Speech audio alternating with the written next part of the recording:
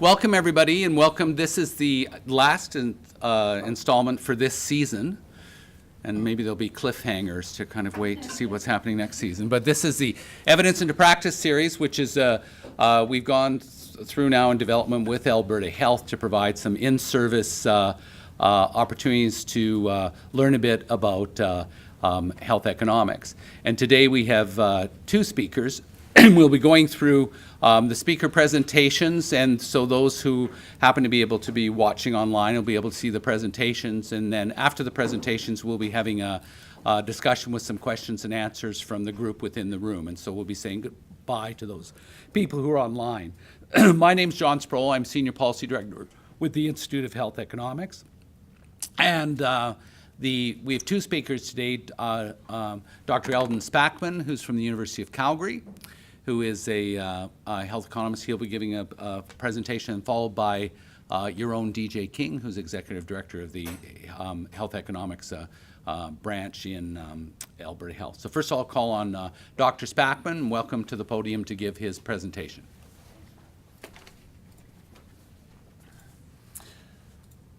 So the talk I'm going to give today might be a little bit disjointed. I hope you're able to piece it all together. I'd like to talk first a little bit about what is value. Each of us in the room have a different perception of value, and those we're trying to serve in Alberta might have a different perception of value. So when we say, are we getting good value, what do we mean by value? I'd also like to talk a little bit about a checklist they've asked me to do of how to get good value. I'm not going to think. You've done lots of interventions and looking at good value interventions, but I decided to do a little bit of a checklist on the system. Is our system set up to give us good value? And then I want to talk about a particular research project that's ongoing by a number of people in Alberta to try to help us get good value in cancer care. So what do you mean by value? How do we figure out what good value is? And one of the questions we might ask ourselves is, what should we use our health budget to fund? When we have something new, is this something we want the health budget to fund? When someone comes to us and says, I'd like to improve this particular area, and they're asking for money to do it, is that what the health budget is for? An economist might say, what is the objective, or what are we trying to maximize? But they're all kind of this question of, what is the health budget for? And when you think of that, there's lots of words that might come to mind: quality and health and equity, satisfaction, impact. There's a lot of different things that we might be interested in. And every time we talk to decision makers, there's a huge list of things that they're trying to meet as part of their value proposition. If we had to sit down and determine a decision criteria, how would we go about doing it? Well, I've come up with kind of 3 steps that I think that we should use. Is it important, all else equal? So if we could improve this particular attribute, would that be valuable, holding everything else constant? So that's a necessary but not a sufficient characteristic for a decision criteria. The next step would be, is it mutually exclusive benefit, or is it captured by another objective? There's a lot of things that overlap in our system, or a lot of these criteria that overlap. And so we'd want to think, is this being captured in something else we're already collected? And the final one is, am I willing to trade this off with my other objectives? So I'll show you what I mean with an example here. So here are 3 judgment criteria. Is it important? Is it mutually exclusive? And are we willing to trade off? And if we thought about a few of the criteria that we might want to include, so quantity of life or length of life. Is this something that is important?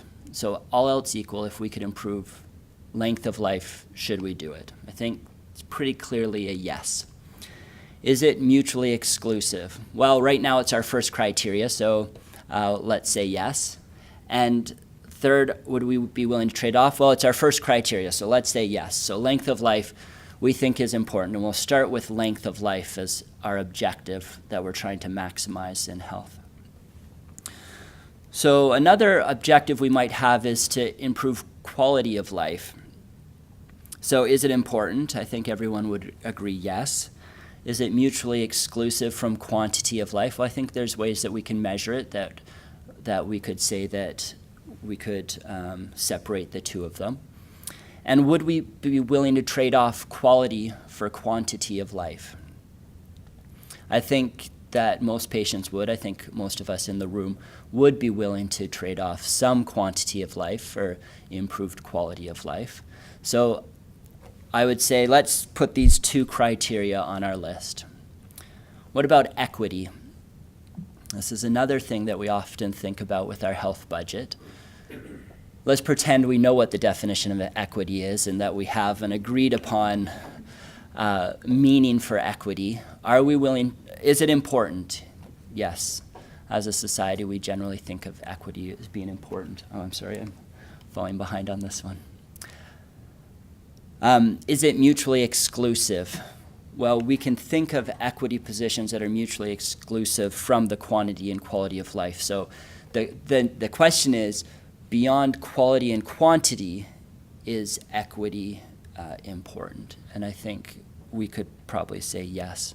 And that we're willing to trade off some of our quality and quantity of life as a society to improve equity. And I think there's probably varying positions on that. Let's go to some other things that might be a little bit more difficult. So what about knowledge dissemination? Is it important? If everything else is equal, yeah, let's have more knowledge out there. That's a good thing. Is it mutually exclusive? Information is mutually exclusive from quantity, quality, and equity. But the question is, do we want knowledge dissemination just for knowledge itself? Or as healthcare providers and people concerned with the healthcare budget, are we interested in knowledge dissemination in that it improves quantity, quality, or equity? So is it mutually exclusive? Do we care about it separate from these other three that we've decided we care about? And are we willing to trade off? Would you be willing to trade off length of life for more knowledge? So would you take less years of life in the society so that there's more knowledge out there, or less quality of life so that there's more knowledge out there? And we might say, well, this kind of is a process thing that's important, but only in that it improves quantity, quality, or equity. So we might say that knowledge dissemination in and of itself shouldn't be part of our welfare criteria. It's important as a process to get to where we want to go. So that's one. Sorry, I'm not getting these up there at the right time. And we could think about timeliness as well. So is timeliness separate? Is it important? Yes. Getting things done quickly is important. Is it mutually exclusive? So is timeliness important above and beyond quality, quantity of life? Is it important beyond equity? So are we willing to trade off timeliness for quality of life? Are we willing to trade off timeliness for quantity of life, for length of life? And I think different people would have different positions about that. But this is a way that we can start to think about, what does value mean? What are we trying to maximize? I think this kind of process that we've started going through is the first step to determining whether we're getting good value for money. Are we talking about value in the same way? Is there an agreed upon definition of value? So, as I said, I think you've gone through a lot of evaluations of interventions to determine whether you're getting value from a particular intervention. So I wanted to look at our system. Is our system providing us value? Is the system set up to give us the most opportunity for value?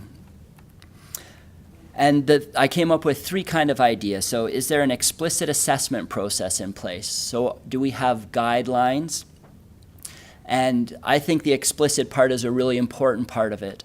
Our decision's public and supported by evidence. The fact that they're public, that people can debate about them, helps us do better. It helps us to narrow and get that definition of value correct. It helps us to incorporate all the other perceptions of value that we might not have included in the first place. So I think this is a starting point.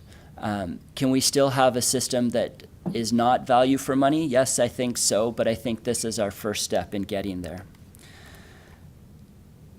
So secondly, we need to use that system to assess cost effectiveness. And we need to compare those to an empirical cost effectiveness threshold. And then we need to be able to say no. We have to be able to negotiate on price. Otherwise, you'll never get value for money. If you are in the position of Medicare in the US that has to say yes to everything the FDA approves, you will never be able to negotiate on price, and you can never expect to get value for money. So we have to be willing to either be able to negotiate down to a cost-effective price, or we have to be willing to say no. And I'm not sure that our system in Alberta is currently set up that way. I'm not sure we really are willing to say no. And finally, we need to be able to do a reassessment where we go back and look at treatments and say, was this cost effective? Is this still giving us value for the money that we're spending on it? Has treatment changed? Has practice patterns changed so that this intervention no longer fits in and we should no longer be funding it at the same level or at all? And this might be because we have new evidence.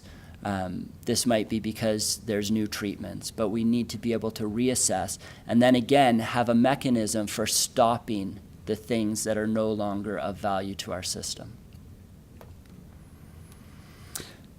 So can we afford that? Well, the National Institute of Care and Health Excellence in the US, or in the UK, spends about £71 million. And they do a lot of different things. Right here, we're kind of talking about health technology evaluation, for which they spend about £12 million, which ends up being about 20 million, almost $21 million. And each year they spend approximately $21 million to do 53 evaluations. And so not only do we need to say, is each intervention value for money, but is the system that we're setting up value for money? And can we afford it? Can we afford it at what level? Should each hospital be doing this? Should each hospital determine what's value for money? Should each zone be doing this? Should each province be doing this? Or should we be doing this nationally? If we're going to spend $21 million,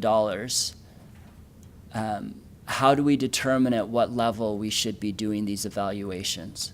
How do we make the most of that $21 million if we were going to do these 53 evaluations at the same price that they do in the UK?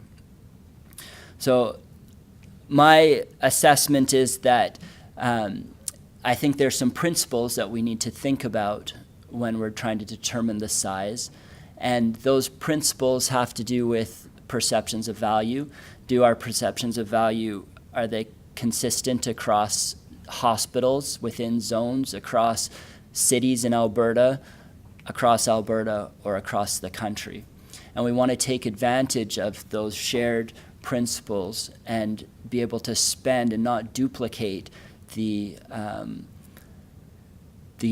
spend that we have on these types of evaluations and systems. So I want to switch gears just really quickly. I'm sure you've seen this a number of times throughout these presentations, but I want to just quickly discuss cost effectiveness planes. It's clear that if something is more costly and less effective, that we're going to prefer the old treatment. And if something is more effective and less costly, then we prefer that treatment. Those are easy decisions to make. And when I say effective here, I've kept it very general. So effective in terms of what? Well, we can measure it on whatever your value criteria is. And what happens if something's more costly and more effective, or less costly and less effective? Well, then we have a trade-off, don't we? And we know that we have a budget-constrained healthcare system. And so when new technologies go in, hopefully there's some health gain from that new technology, but there's usually some kind of additional cost. And when additional cost goes into the system, we get increased health, and that puts pressure on our budget. And that means services need to be displaced, or the budget needs to expand.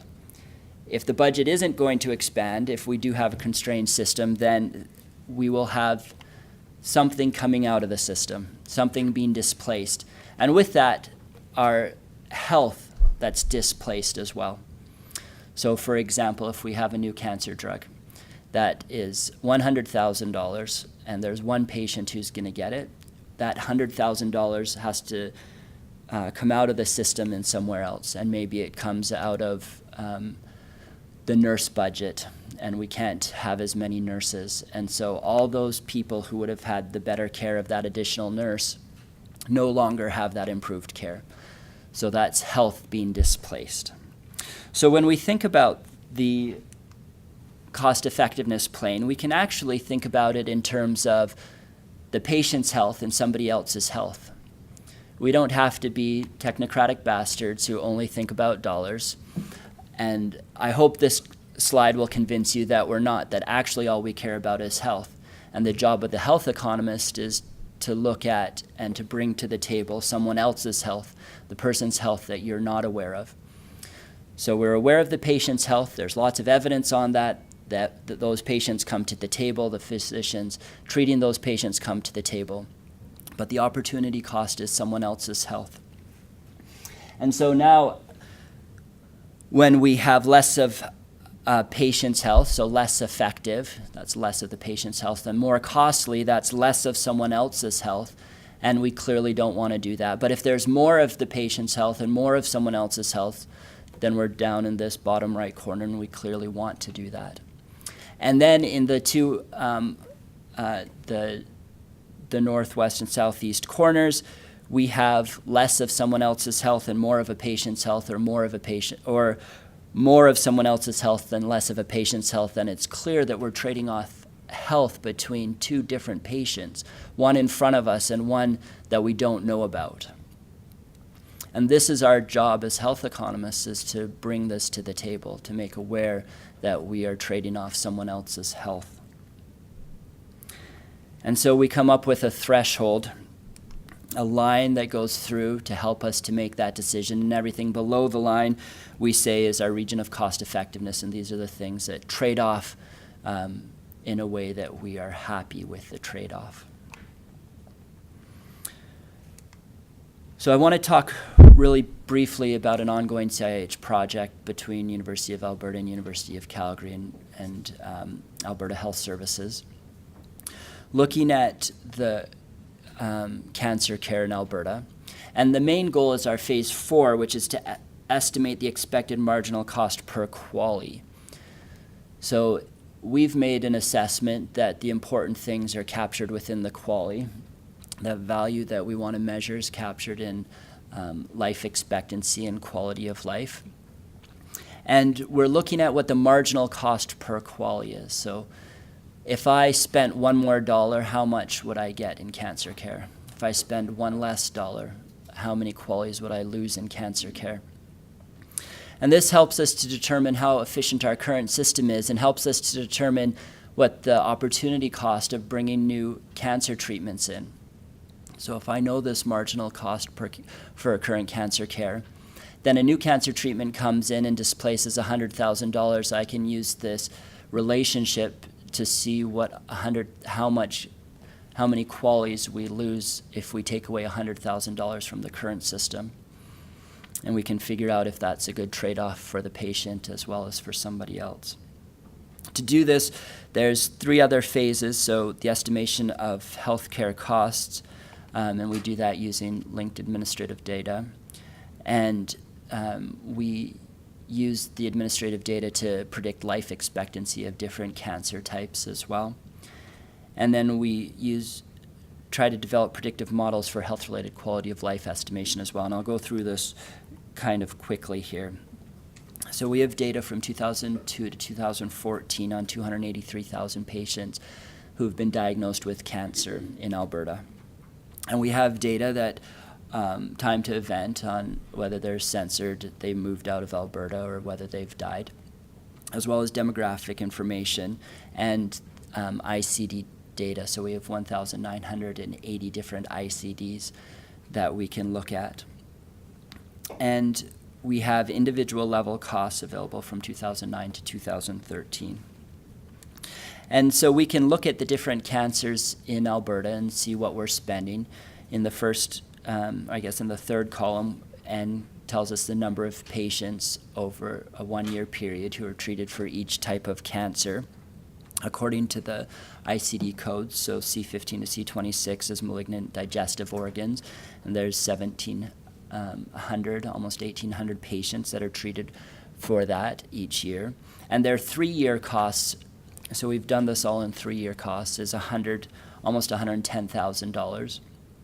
And malignant independent primary multiple sites, there was only 3 patients at the very bottom of the list who were diagnosed with C97, and the 3-year cost was $90,000, so that was a lot less expensive. We can look at the different costs of cancers, and then we can look at the per patient cost of cancer, the annual per patient.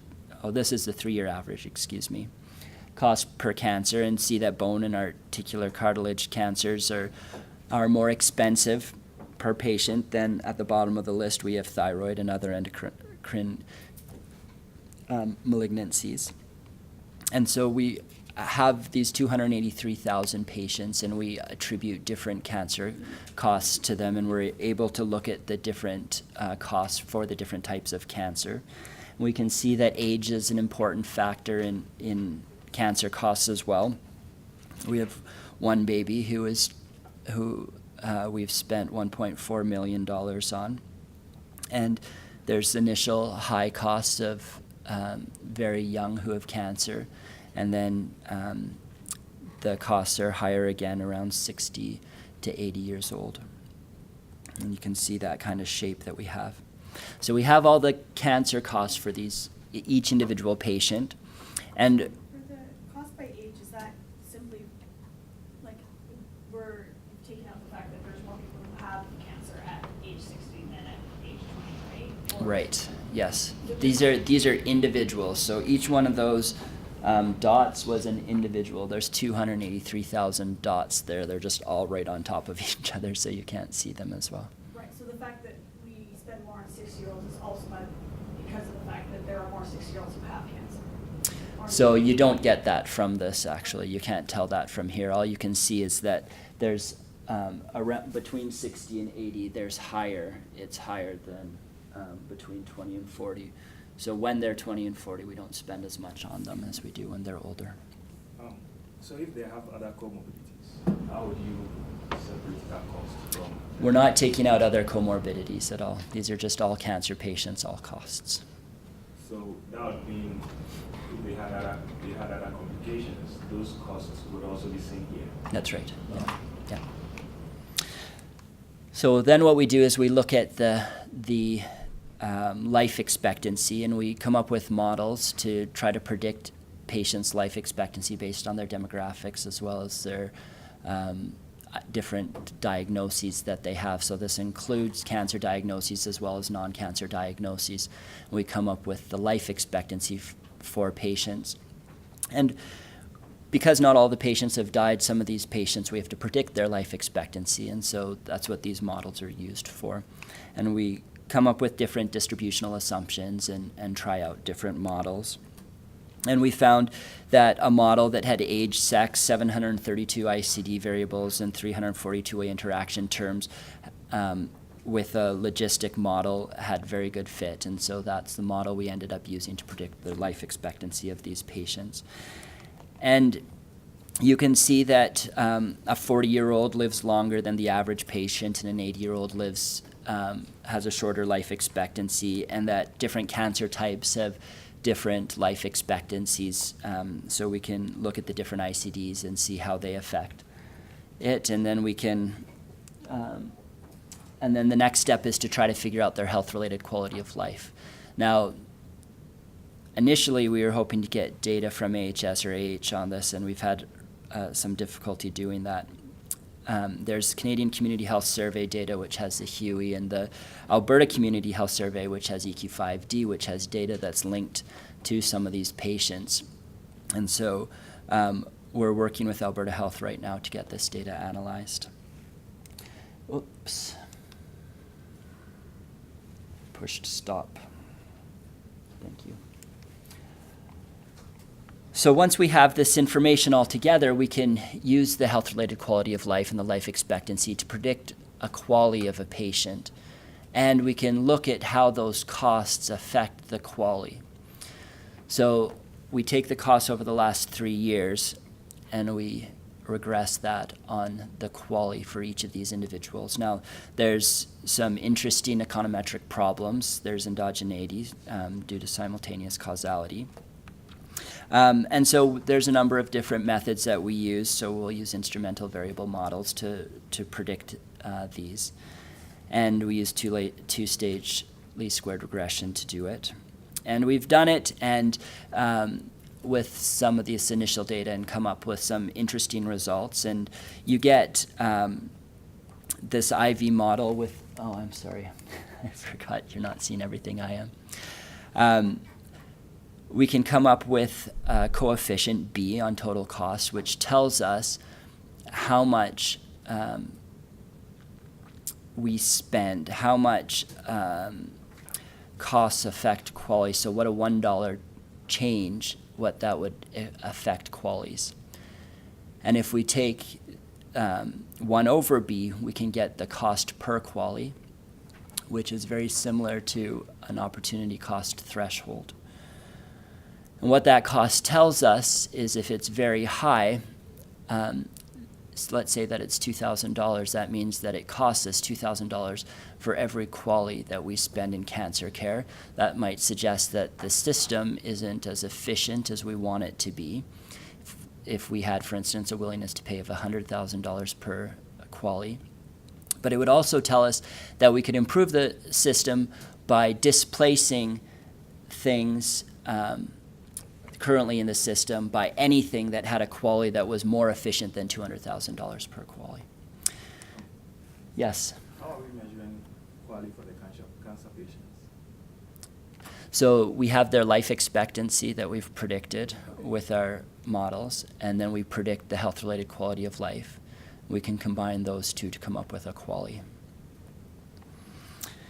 And so there's two things that it does. It tells us about the efficiency of the system and the opportunity cost of the system.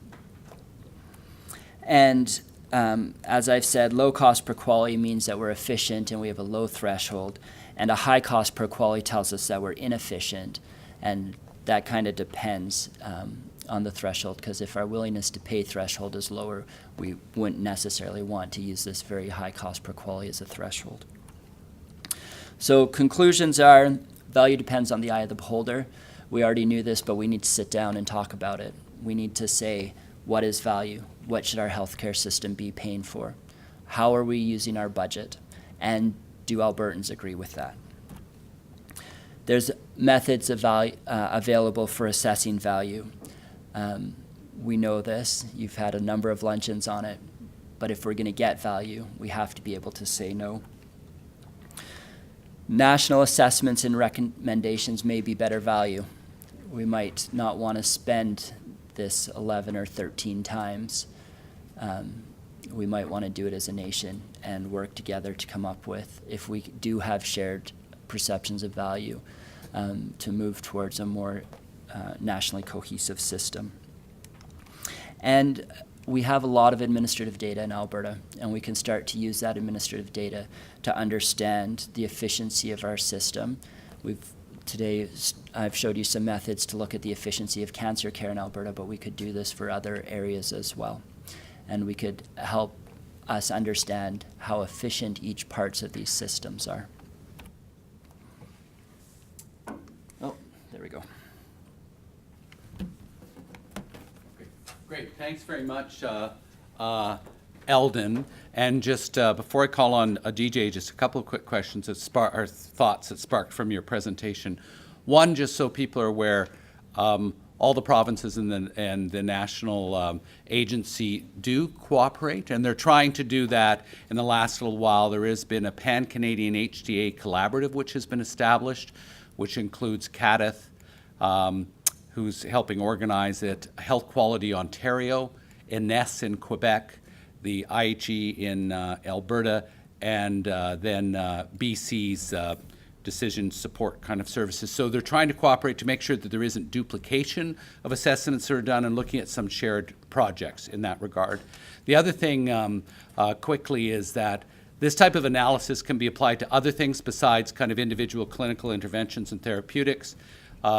Soon, actually, I think we'll be able to present, there's some work that we are doing for Alberta Health on long-term care residency charges and or long-term care regulations associated with nursing intensity in kind of our RN thing. So you can look at other aspects of the use of an RN in long-term care as opposed to an LPN, and how you kind of evaluate that to kind of move forward to do that assessment.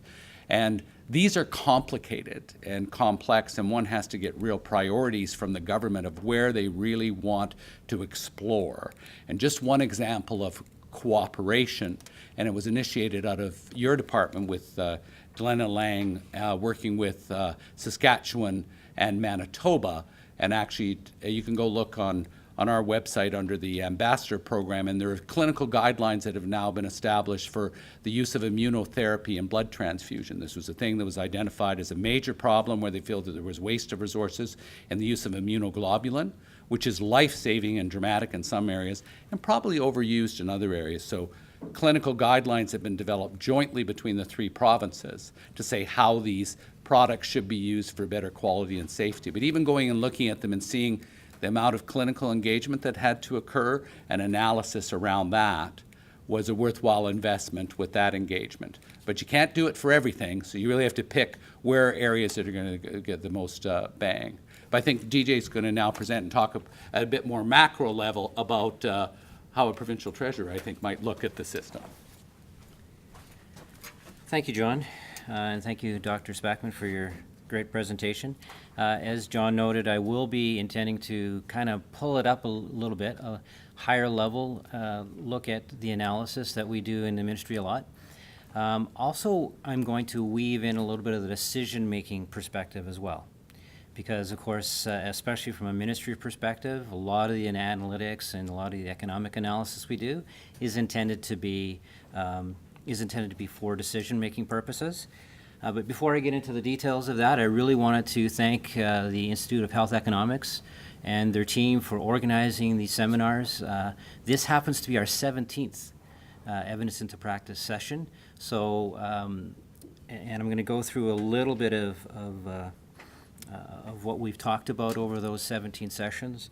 But certainly over the past couple of years, the IHE has been a valuable partner in presenting and organizing those sessions. I'm going the right way, good. Okay, so there are, as I said, there have been 16 prior sessions, and I won't go through all of them in specifics, but when you look at trying to recognize or determine value in the system, a lot of these sessions talk about that. We're identifying waste, we're economic evaluation several times, we're looking at outcomes, we're looking at measuring.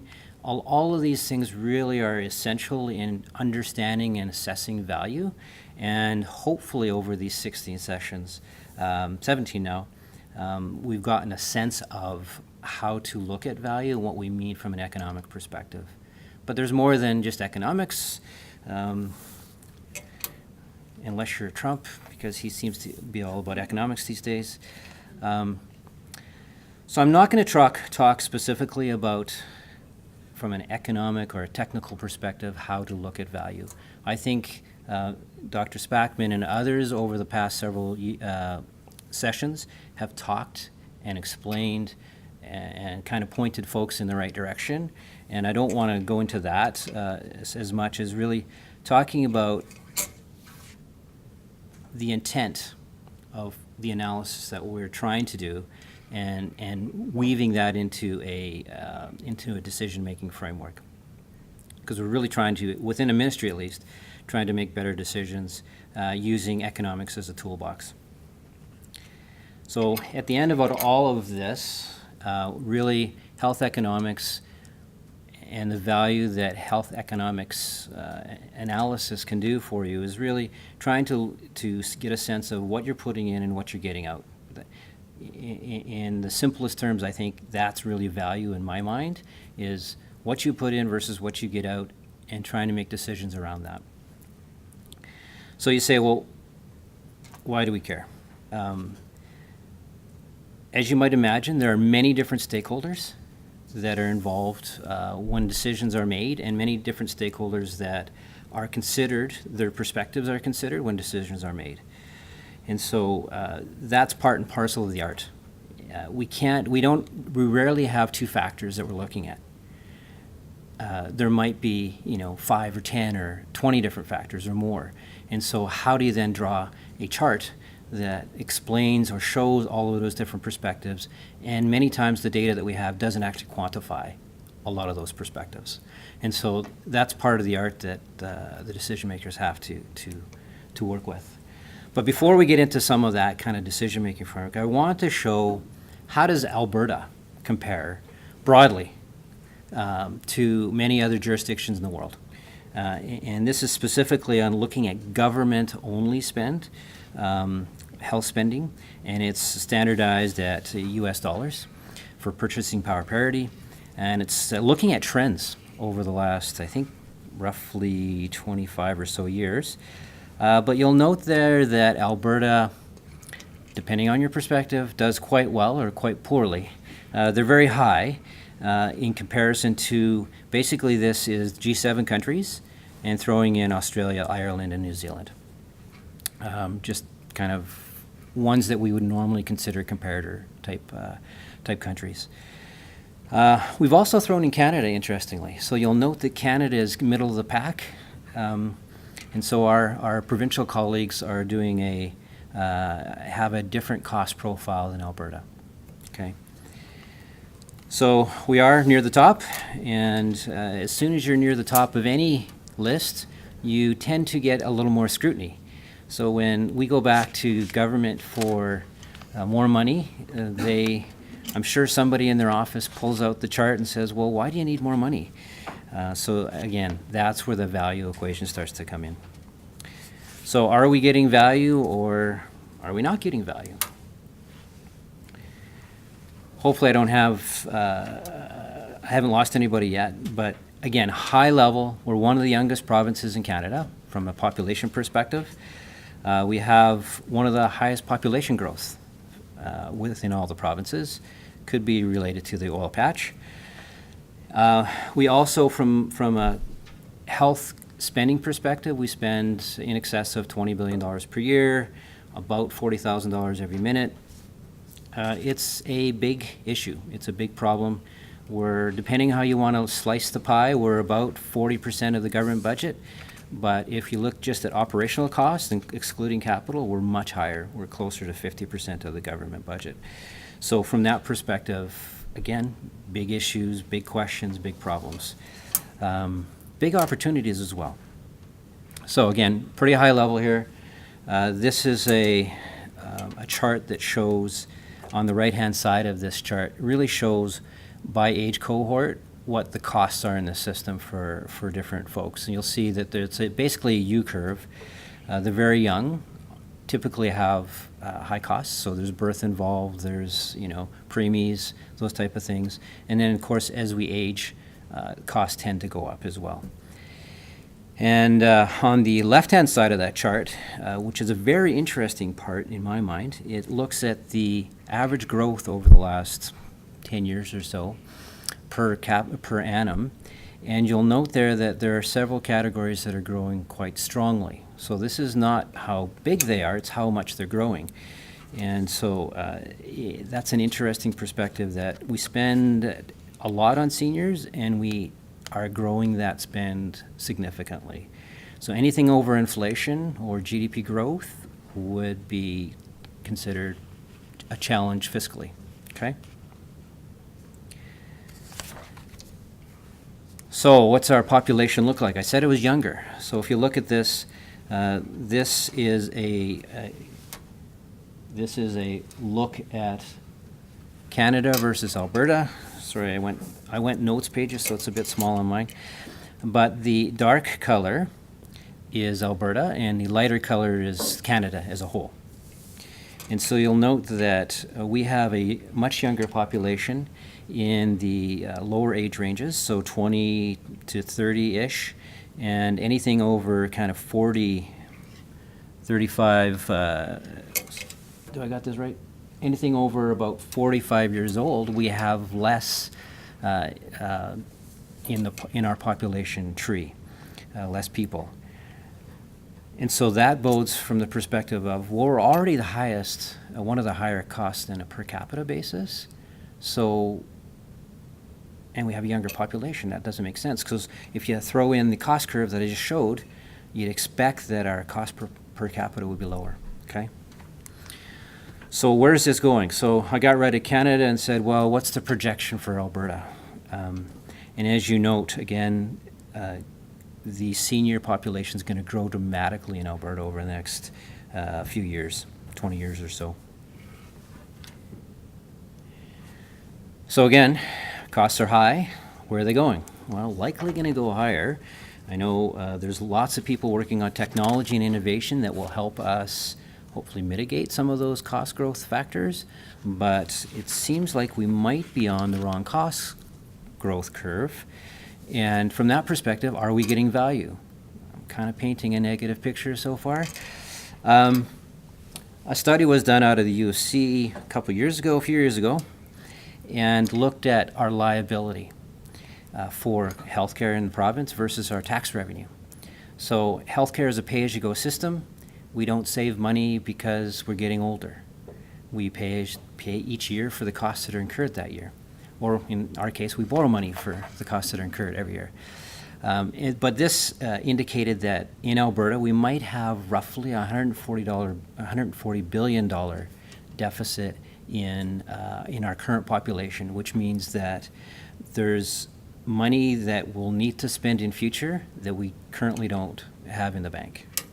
And we're not going to collect tax revenue to offset that, okay?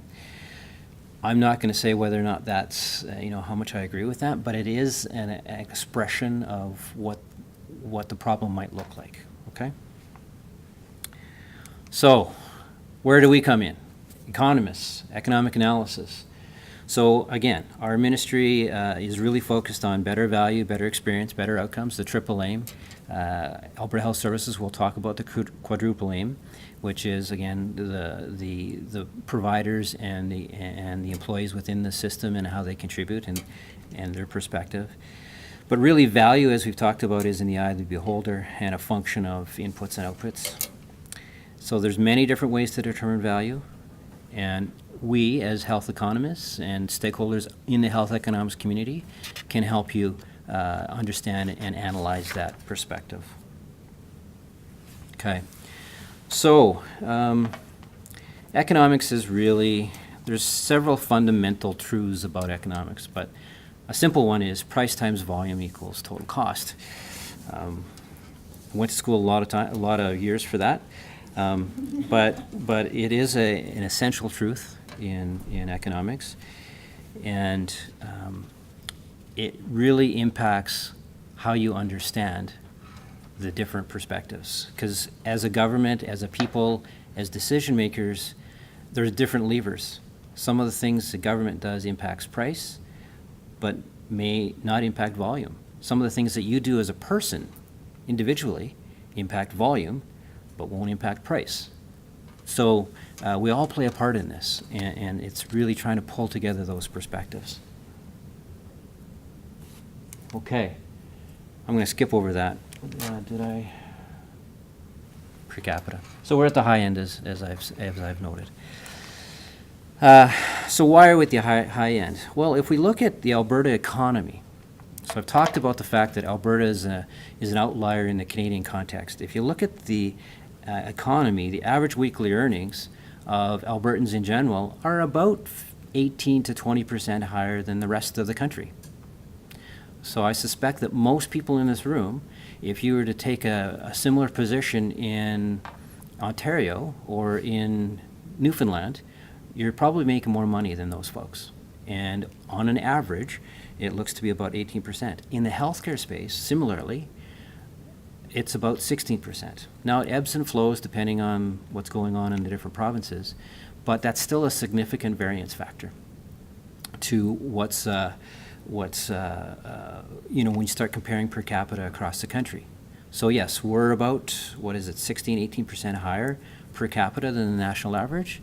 So what goes into that? Well, labor might be a significant factor. And in fact, in Alberta Health Services, 80% of their costs are labor driven. Okay? So there, as you start to unpack it, unpack information, well, maybe the bad news isn't so much a bad news story. Okay?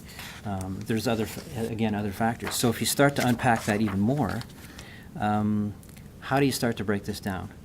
Now, don't focus so much on the numbers in this slide, because realistically it's back of the napkin type analysis, and is intended to provide a global context of why there's a difference between the national per capita average and the Alberta per capita average. But again, I'm sure several folks here, if they looked at the actual analysis, would blow holes through it. But the intent isn't to be an academic exercise, it's to be a decision-making exercise or an informative exercise. And so that 16% upcharge in the Alberta context for HR turns out to be about a $480 impact on the difference between per capita in Alberta versus the rest of Canada. There's other impacts as well. So we actually have a bit longer length of stay than the national average. There's an impact of that. We have actually more utilization, as you'd expect, because we have a younger population, and so because our average is higher, we have more utilization. Those are decisions that you and I make, not decisions, again, that government makes, right? So, again, those are the type of things that impact impact the differences. So, what I'm hopefully trying to show by this is that even though we clearly have the highest cost, there might be other mitigating factors, right? So again, depending on the perspective you want to approach the question or the problem, one can say, no, we're not getting value, and others might say, yes, actually we're getting great value. And so this is part of the problem of decision makers. It depends how you want to approach it. So the first impressions that I was trying to set, that no, we're not getting value, may not be as clear now. And again, as you peel that onion, as you go further into the analysis, you will get different perspectives, and it might continue to evolve. Your perspective might continue to evolve. So that's kind of looking at the inputs, the dollars. I'll try to keep you guys awake. I'll switch gears here. What about the outcomes? So of course we're high on the dollar side. There may or may not be value there. I'm not going to give you that answer because I'm not sure I have it. But what about the outcomes? So if you look at, again, Dr. Spackman talked about expected life. When you look at comparisons, well, a lot of folks will say, well, our expected life has grown by 4 years over the last 10 years, and so, well, that's pretty excessive. It's grown over the last 10 years, and so we're doing well. We're getting value for our dollars. Well, what if you compare yourselves to others? So you compare yourselves to, OECD has this on information available. We've compared ourselves over the last few years, since 1995, in the growth in expected life. So we invest dollars, and what's our outcome? One of the outcomes is expected growth in expected life. You'll note Alberta is actually at the lower end of that. So you go back to that chart I showed earlier, 1995 till current, on the per capita growth, very high. Now you start looking at outcomes. Well, that might start to switch the equation again, where not getting as much outcome as others who are investing that same type of, investing in healthcare through the years.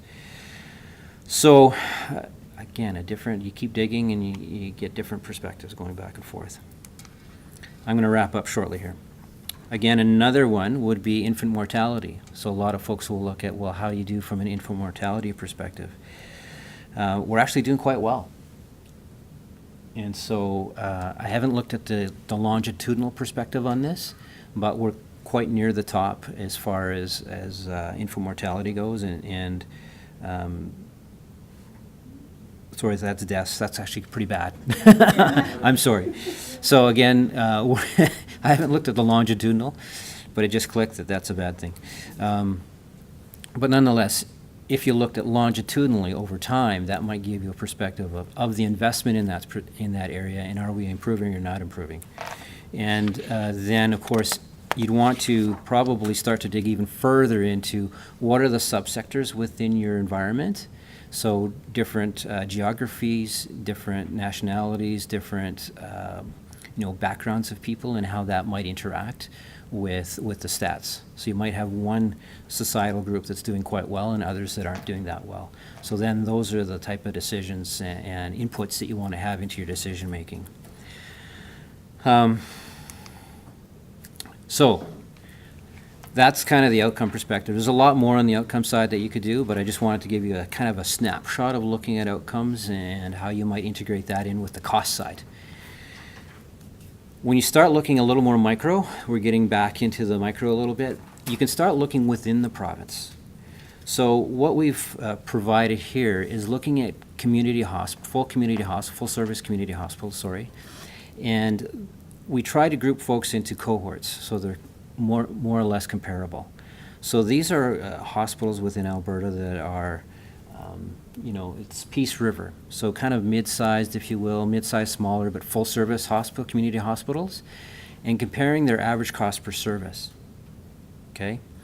And you'll note there's a dramatic difference here. One facility is down at $50-ish per service, and another facility is up near $250 per service. And this is pretty macro stuff still, but when you look at that, similar type of facilities, there's more to be explored here, but you look at that variance and there's quite an opportunity there. And so one of the things we might want to look at when we're looking at value is, can those facilities be compared? And if one's significantly higher or lower than the other, why? And is that something that we should action as a province? And there could be value in that. So trying to assess value at more a micro level, but doing comparison. A lot of times when you do assessments of value, people will raise a whole bunch of issues. When you do comparisons at a specific level, a lot of those issues go away because somebody else is doing it. Ontario is doing it. New Brunswick is doing it. Peace River is doing it. So why, okay, let's now talk about barriers and understanding, because you've eliminated a lot of the typical barriers that come up. Well, our patients are different, our patients are sicker, or whatever, right? So those are ones that are, comparison is actually a great tool from our perspective, because it does get away from a lot of those issues where people bring up their own perspective on barriers, and it's great to point at somebody else who's actually doing it and doing it better. And so that's a great decision point. Now, I know this all seems a little bit too easy, depending on how you've taken in today, but this is kind of the last information slide.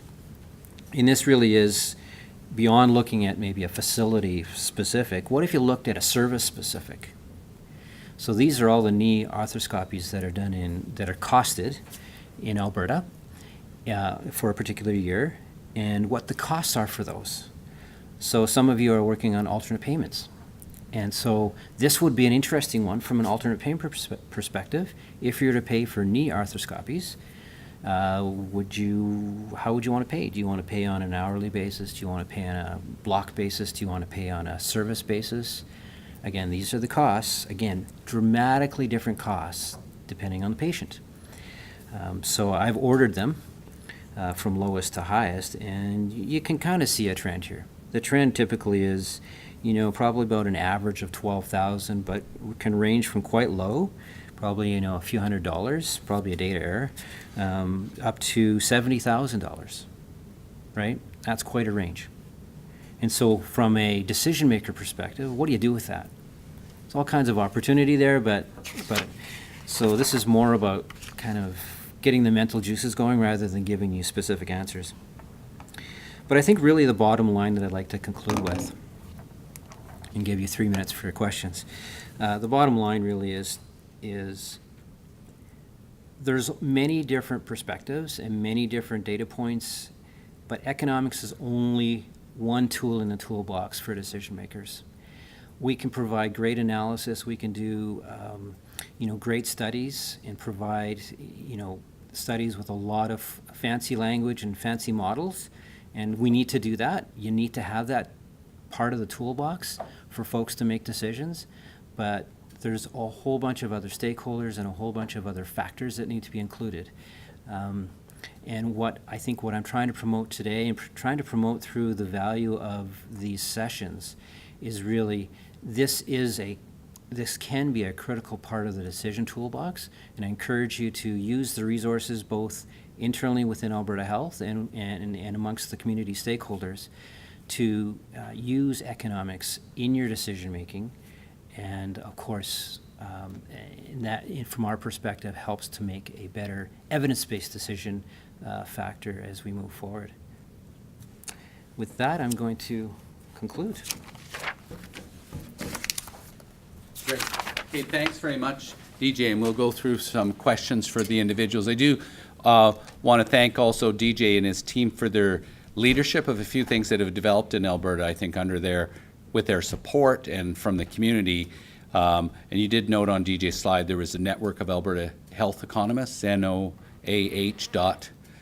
which is a lot of other provinces are starting to envy, because we actually had lots of pockets of health economists kind of going together, and we said, let's create a network. And it's taken time and people to develop, but I think it's really starting to develop as a bit of a community resource.